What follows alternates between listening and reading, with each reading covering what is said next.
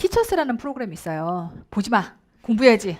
그 얘기 왜 하냐고? 아니 문득 티처스라는 프로그램을 제가 주말에 물론 저도 여러분과 똑같은 수험생으로 살지만 주말에는 가끔 늘어지는 시간도 있죠. 근데 그때 티처스라는 프로그램이 뭐냐면 수능에서 되게 유명한 두 분의 선생님이 수학의 정승재라는 쌤하고 그 다음에 이제 영어의 조정식이라는 선생님. 만약 여러분들이 수능 세대라면 두 분의 이름을 알 거고 뭐 그게 아니라도 워낙 유명하신 분이니까 어쨌건 그 두 분이 대치동에서 꼭 그 대치동인지 모르겠다. 내가 정확하게 프로그램을 많이 보거나 그러진 않고 한 편 보고 하나는 막 이게 빨리 돌려가면서 봤기 때문에 완벽하게 프로그램 숙지하고 본 건 아니라서 약간의 오류가 있을 수 있어요. 근데 어쨌건 그 두 분의 선생님이 이 중학생들 하고 고등학생들 중에서 뭔가 이렇게 실력이 좀 공부를 열심히 하는데 안 나오거나 아니면 공부가 좀 미진하거나 이런 학생을 데리고 30일간 한 명당 30일간을 투자를 해가지고 성적을 버라이어티하게 올리는 약간 버라이어티 쇼 같은 거지만 사실은 이제 공부를 제대로 하면 점수가 오를 수밖에 없다라고 하는 얘기를 해주고 싶어서 그걸 기획을 한 것 같아요.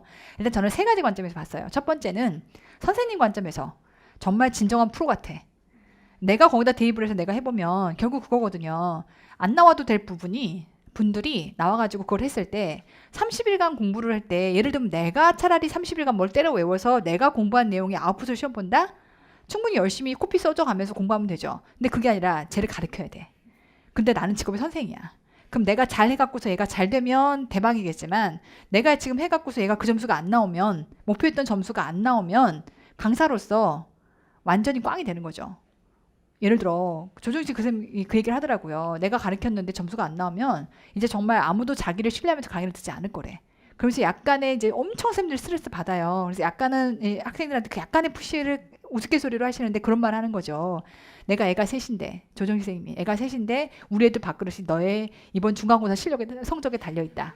이렇게 말할 정도로 웃으면서 얘기를 하시지만 얼마나 긴장되겠어요. 자기가 컨트롤할 수 없는 범위 밖에 있는 거니까. 근데 저는 뭐 그게 어떤 의도로 그 프로를 하셨던 거 간에 프로라는 생각이 들었어요. 그러니까 프로는 정면 승부하는 거고 정면 승부했을 때 선생님의 결과는 제가 여러분한테도 마찬가지인 거예요. 가르치는 거 쉽죠. 근데 여러분의 결과에 책임지는 거 무섭거든요. 근데 그분은 그 무서운 거를 TV에 나와서 만천하에 물론 그럴 수 있지. 했는데 점수 안 나와? 야 그럼 이건 빼고 딴 거 하자. 뭐 이럴 수 있죠. 근데 그게 아닌 채로 정말 리얼리티로 찍은 거니까 그리고 그렇게 하면 입소문 나겠지. 저 선생님 나갔고 했는데 안 돼갖고서 지금 저거 나는 안 올라가고 자기 점수 잘 나온 거만 올라간 거야. 이렇게 나올 수도 있는 거니까 그 리스크까지를 감당하고 한 거라 프로는 프로다. 대단하다는 생각을 일단 했어요. 두 번째는 부모 관점에서. 거기 가면 이제 순천에서 이래 내가 처음 봤던 애가 순천에서 다른 거 뭐 이렇게 뭐였다더라 아이돌 가수 한다고 하다가 결국 소속사에서 쫓겨나가지고 다시 공부를 해야 되는 상황이야. 그 중이가 맹탕이야.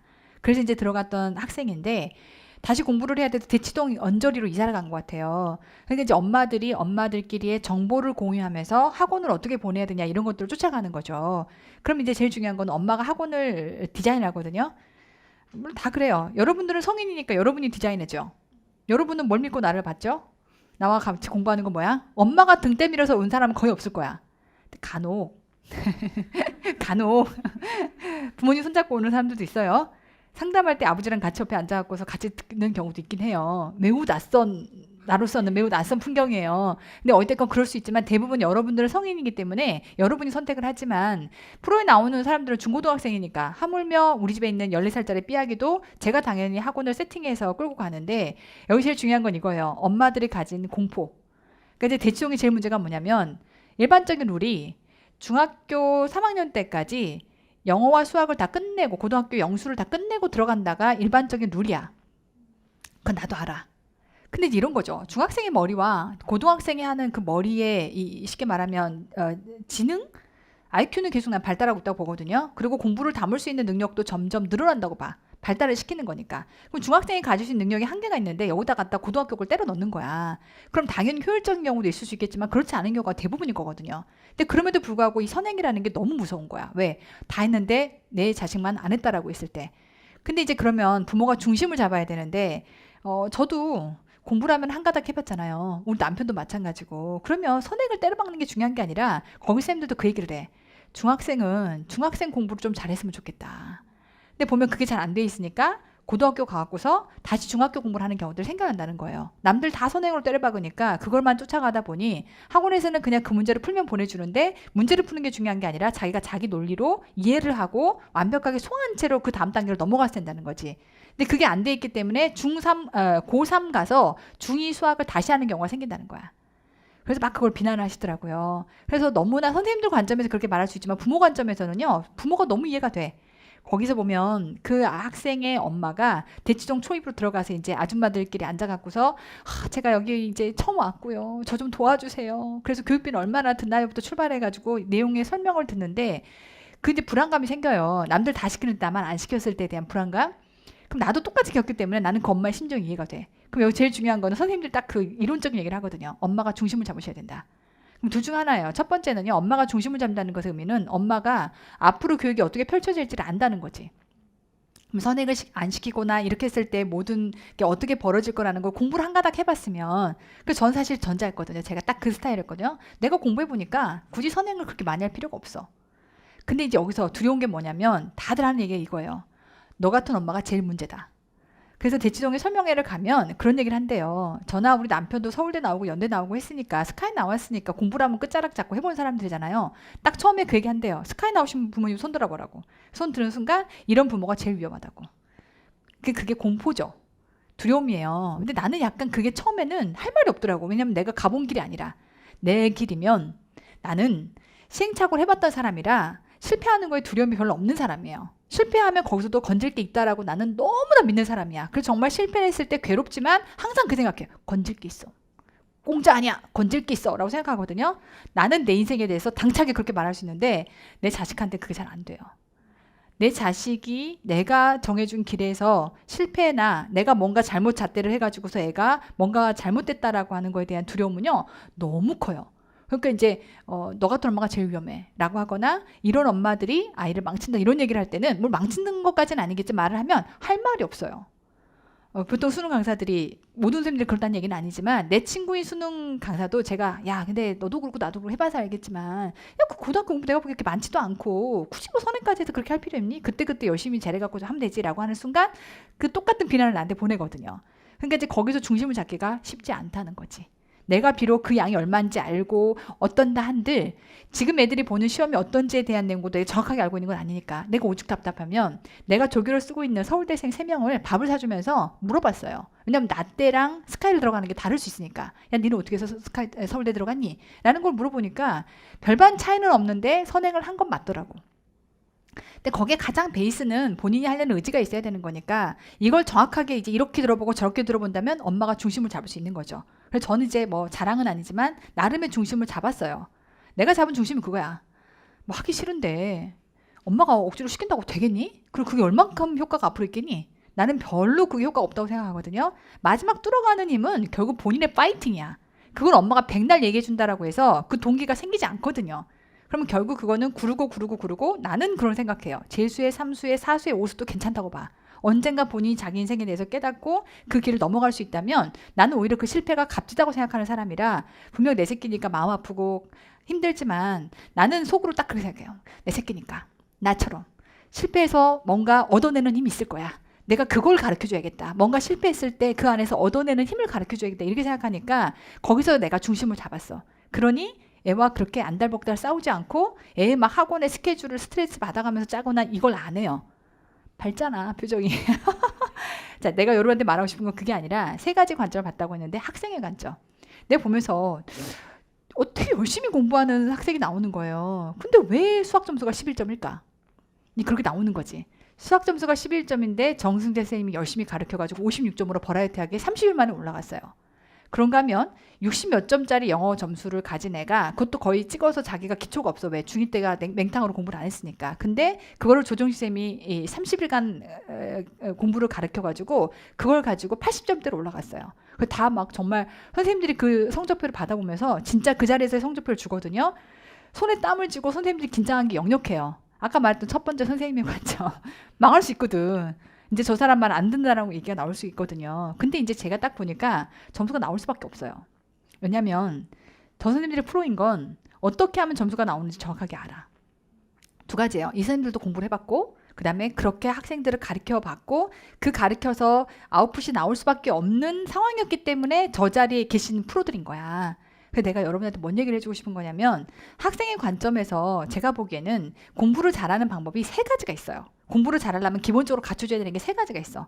공부를 못했는데 공부를 잘하게 하는 세 가지 방법. 근데 그게 30일 만에 그 벌어야 했던 효과가 나온다는 건 내 나름의 방식으로 정리를 해봤을 때 세 가지인데요. 첫 번째는 뭐냐면 거기 보면 공부하는 애가 막 꼼지락거리고 공부를 한다고는 앉아있어. 왜? 의지는 있거든. 하겠대.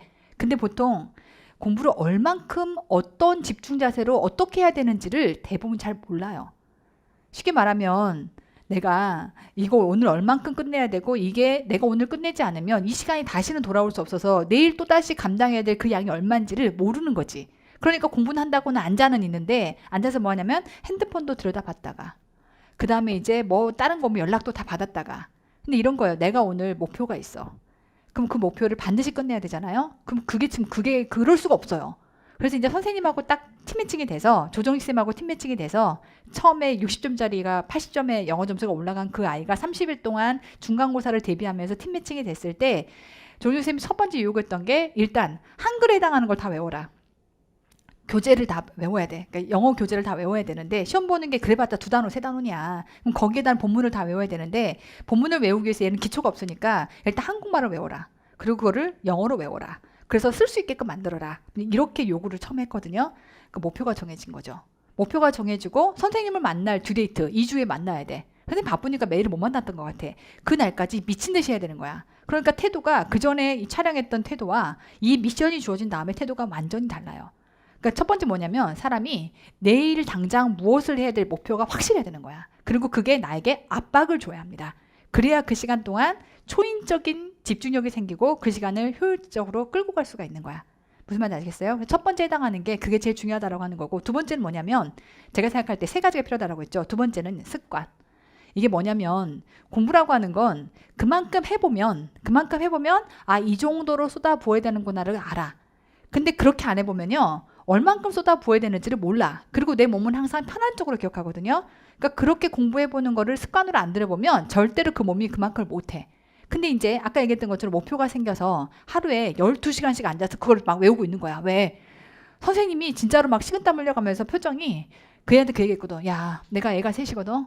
근데 너 이번에 점수 안 나오면 우리 애 셋 밥 굶어야 된다.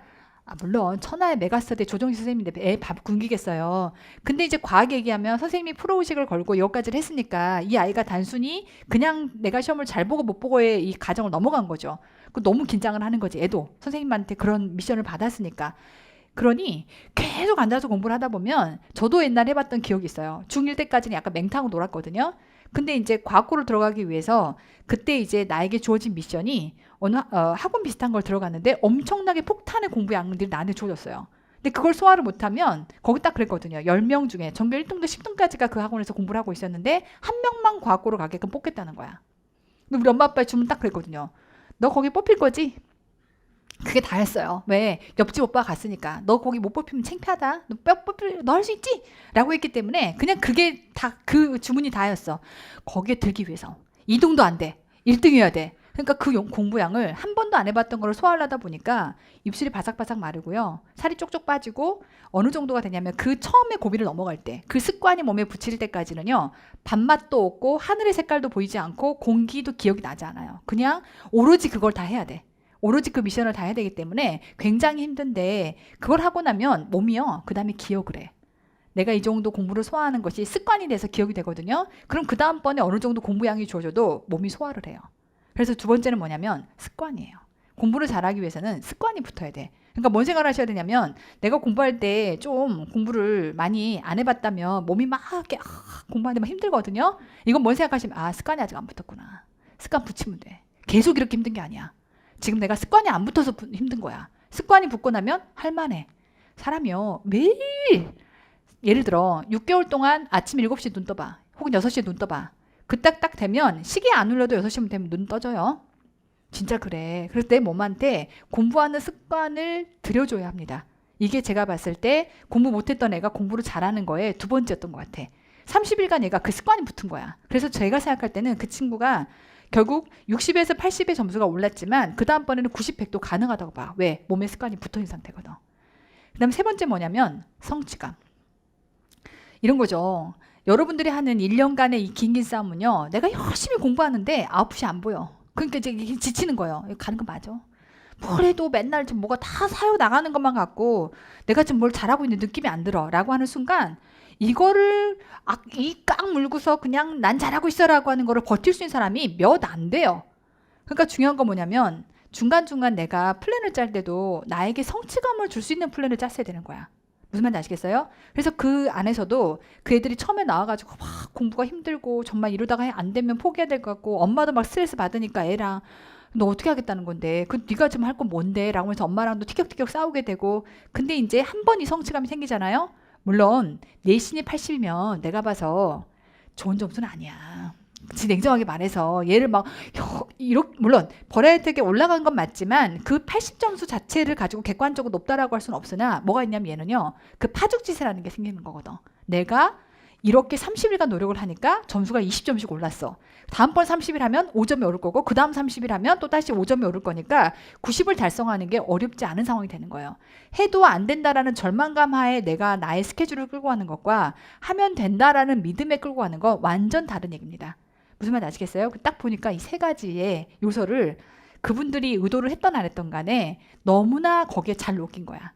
그래서 저는 그 프로그램이 끝나도 그 친구들은 앞으로 공부를 잘 할 거라고 생각해요. 그래서 제가 여러분들한테 말하고 싶은 건 세 가지를 우리가 접목시켜 얘기한다면 플랜이 필요합니다. 내가 당장 내일 아침에 눈을 떠서 공부하기 싫은 수십만 가지 이유를 제끼고 당장 눈 떠서 하루가 바쁘게 정말 이 하늘이 무슨 색깔인지 오늘 날씨가 어땠는지를 기억을 못할 정도로 나 이거 오늘 못하면 끝장이야. 왜? 내일은 또 내일 해야 될 양이 있거든. 근데 이거 못하면 오늘 끝장이야 라고 할 정도로 나에게 빡빡한 스케줄에 나의 플랜이 있느냐. 이해가 돼요? 그걸 여러분 접목해보는 게 제일 중요하겠고 두 번째는 내 몸이 막 힘들 수 있어요. 몸이 힘들다는 얘기는 여러 가지가 있을 수 있지만 그럴 수 있거든. 습관이 아직 안 붙은 것도 있을 수 있어. 내가 공부하는 왕창 하는 것들에 대한 매일의 습관이 붙어 있다면 견딜만 해지거든요. 그러니까 중요한 거는 습관이 붙게끔 매일 규칙적이어야 돼. 내가 오늘 우욕 뻗친다고 새벽 1시까지 2시까지 공부하다가 그 다음에 이제 강의 들을 때 막 자고 면학실에 자고 독서실에 자다가 또 밤에 공부 못했으니까 또 막 새벽 2시, 3시까지 이러지 말고요. 매일 아침 만약에 7시에 일어날 걸 6시에 일어났으면 그 시간에 일어나고 매일 오늘은 기분이 안 좋아서 잠이 안 온다 하더라도 그 시간에 무조건 자야 돼. 그러니까 아무리 내가 핸드폰 갖고 놀고 싶고 하더라도 그 시간이면 내가 무조건 자야 되는 시간이야. 왜? 내 몸에게 기억하게 해야 내가 그 시간을 버틸 수 있거든요. 이거 돼요? 습관. 그 다음에 세 번째는 나에게 성취감을 주기 위해서는 여러분이 어떻게 하셔야 되냐면 중간중간 계속 그냥 이론만 돌리면 내가 이걸 문제를 풀 수 있는지 없는지를 몰라요. 그러니까 자꾸 이론만 계속 들여다보지 말고 자꾸 문제풀이로 끌고 가셔. 근데 문제풀이를 끌고 갈 때도요. 1번부터 시작해서 끝까지 다 풀잖아요. 그럼 또 중간에 내가 이거를 다 잊어버렸을 수도 있고 어쩔 수도 있고 마음이 불편할 수 있거든요. 그래서 제가 여러분한테 강조했던 게 주결산, 월결산이라고 하는 구간 반복. 구간 반복을 계속 하게 되면 그 안에 있는 것들을 중간이라도 이렇게 걸쳐서 반복을 하게 되면 당연히 잘 풀리죠. 왜? 푼 지 얼마 안 됐거든. 그럼 뭔 생각이 들어? 자신감이 생겨요. 이게 너무나 중요해. 이거 돼요? 계속해서 소위 말하면 구간 반복이라고 하는 걸 전문 용어로 뭐라고 얘기해요? 조진다라고 표현하죠. 조져야 돼. 그 단원에 해당하는 것들을 마구 조져갖고 다다다다다 여러분 것들을 만들어 놓고 나면 다음번에 그 부분을 볼 때 자신감이 붙어 있거든요. 그래서 뭔가 내가 될 것 같다라고 희망이 그 구간 반복들 안에서 생겨나는 거야. 그러니까 처음부터까지 책을 그냥 끝까지 다 봐야지라고 생각하지 말고 구간 반복을 하세요. 구간 반복을 하게 되면 자신감이 생겨서 앞으로 나갈 힘들이 좀 더 강해질 거예요. 내가 보니까 딱 그 세 가지가 내가 그 프로를 보면서 보이더라고. 물론 세 사람의 관점, 프로인 선생님, 불안한 엄마, 그리고 이제 공부를 못 해봤지만 공부를 이제 잘해야 되는 그 학생, 각각의 관점에서도 재밌게 봤지만 내가 이걸 여러분들한테 꼭 말을 해줘야겠다. 왜냐하면 저도 공부를 처음부터 잘했은 건 아니었을 거고 그 과정들을 겪어왔을 텐데 내가 까맣게 잊고 있다가 그 프로를 보니까 쟤는 왜 공부를 못하지? 근데 어떻게 해서 잘하게 되지? 라고 하는 것들을 다시 연속성에서 보다 보니 우리 수험생들도 그게 있을 수 있겠다. 그 세 가지 관점을 꼭 얘기를 해줘야겠다라는 생각이 들어서 반드시 세 가지. 빡센 플랜을 잡는다. 하루에 숨도 못 쉬게끔 막 정말 밀고 붙여야 되는 플랜을 여러분들 기본적으로 잡고 그 다음에 공부에 대한 습관을 만든다. 그 다음에 중간중간에 그러한 성취감이 여러분들이 나올 수 있게끔 1년간 끌어가야 되는 시험이기 때문에 장기 구간 반복을 통해서 여러분에게 중간중간에 성취감으로 내일을 가릴 수 있는 희망을 여러분에게 주시길 바랍니다. 이 세 가지가 너무나 중요해서 티 보란 얘기는 아니야. 내가 다 보고 간접적으로 본 거와 비슷한 얘기를 다 해줬으니까 볼 필요 없이 이걸로 충분한 간접 체험이 됐던 것이고 이걸 여러분 삶에 체험만 시키시면 되겠다. 아시겠죠? 오케이, 오늘은 여기까지입니다. 수고하셨습니다.